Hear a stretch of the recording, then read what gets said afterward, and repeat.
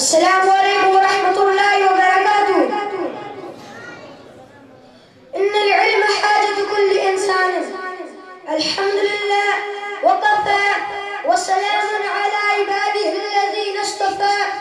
अम्मा बाद, या इख़्वानी इन्नी उरीदु अन उल्क़िया अमामकुम फ़ी हाज़िहिल हफ़्ला कलिमतन हौला मौज़ूഇल इल्म وأرجو منكم الاستماع بكل شوق ورغبة.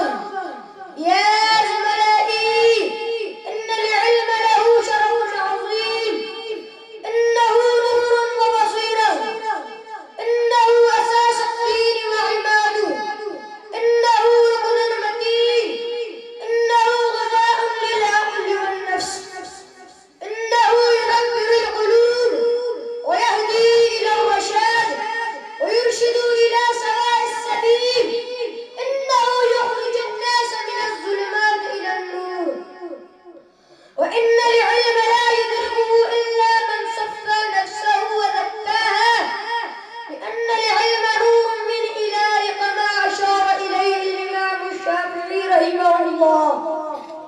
شكوت إلى وضيع ذو حفظي فأوصاني إلى ترك المعاصي، فإن العلم نور من إلهي، ونور الله لا يلقى لعاصي.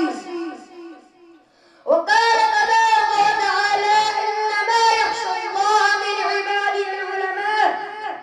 فيا إخواني، أكدوا أزمكم وارفعوا هممكم للحصول على العلم، واتركوا القصر والبطالة، لأنه لا يعطيك بعده حتى تؤتيه كله. وزينوا نفوسكم في العلم الإلهي والنور الرباني لتكون لكم السعادة السرمدية. وآخر دعوانا الحمد لله رب العالمين.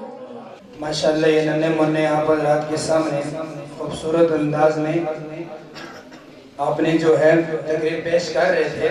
हमें भी चाहिए कोशिश करें